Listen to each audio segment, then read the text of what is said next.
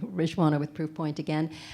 How do you preserve and how important do you feel it is to preserve the entrepreneurial spirit as you grow, especially in the spirit of, or in the context of M&A, as you acquire companies and you bring in founders and leaders for their entrepreneurial tenacity, and then they come into your ecosystem and you expect them to embrace your culture and the additional meetings, the collaboration and all of that.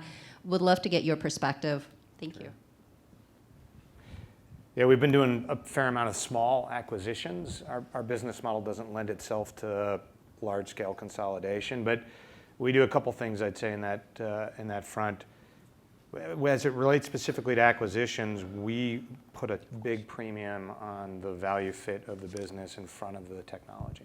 We won't buy a technology where the entrepreneur running it will not fit the culture.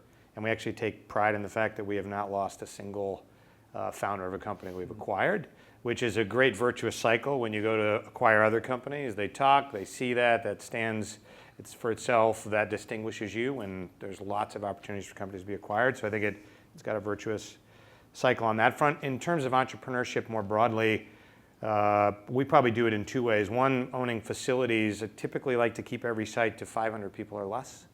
I don't think you can know the people after that. So, and we do all sorts of events to get people connected together, so there's a sense of small and feeling. And in our case, we do a ritual every quarter called Ship It, where for 24 hours we hack the heck out of everything we build. HR does its own hacking on what we could do differently, and we ship it. And that's something we've been doing 30 straight quarters.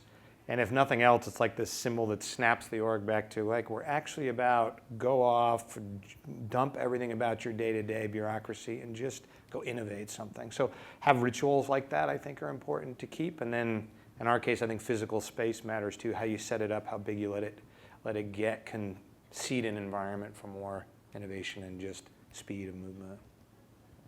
So I may be sounding like a broken record here, but again, it goes back to that core values that we have. One of our core values is serial entrepreneurship, serial as in the word, the box of cereal.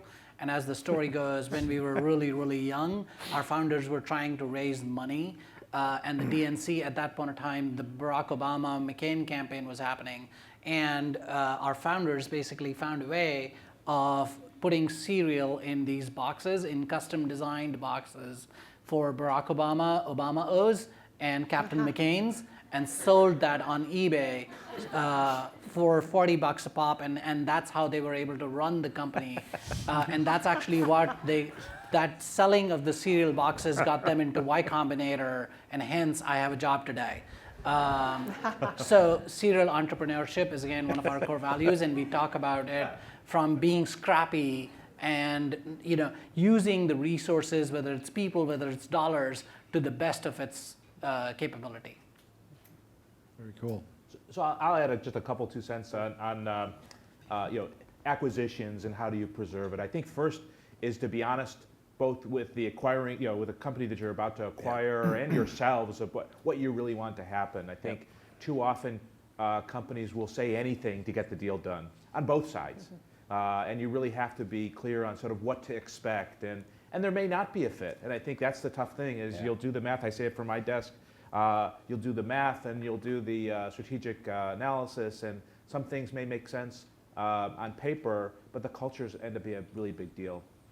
I've done wonderful deals and some awful deals, and the awful ones often come from the fact that that culture didn't fit, and there just wasn't going to be. So not a matter of the acquiring company wasn't accepting enough. It's just there are some just basic mismatches. If you've got really strong founders who want autonomy, yet the goal of the transaction is to combine all the go-to-market and integrate the products closely, some things just weren't meant to be. And I think you really have to be honest up front, because the force fit just creates misery and a lot of wasted money for everybody.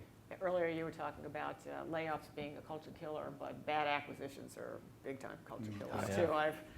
I've seen that happen too. Yeah, I've been through one of those. I was at PeopleSoft during the Oracle acquisition, so